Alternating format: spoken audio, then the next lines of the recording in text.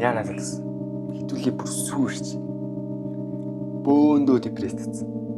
Entertainment гэдэг зүйлд хит садараад үдээ хуулаад тархиа бариулчихсан.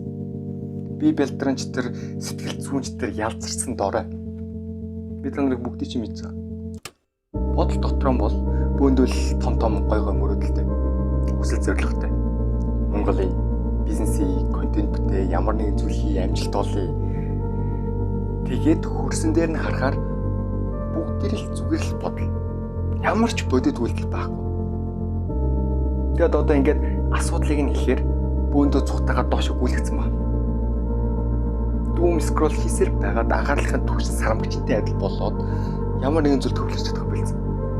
Бод байдалтай нүүр тулж чадахгүй цухтаадаг болсон.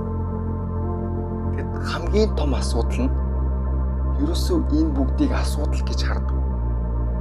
Тэгэл болох байх, бүтэх байх, яаж хийгээл болондоо гэд найдаад л баг. Гэхдээ тийм зүйл болохгүй. Ямар ч хүлтөв байхгүйгээр бодоод үзээрэй. Өчигдөр орой яг хэдэн цагт унтсан бэ?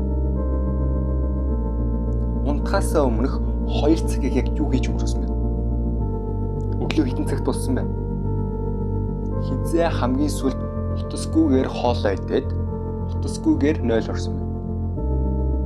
Хизээ өөртөө цаг гаргаад энергид өөртөө ярьж утсан бэ? Яг гар дээр цэвэр 30-аа чадах. Бөөндөө өөргөө хурахаа болоод хүн. Яг энэ хിവэрээ бол бүтэхгүй гэдгийг чийштэр биештэр мэдж байгаа.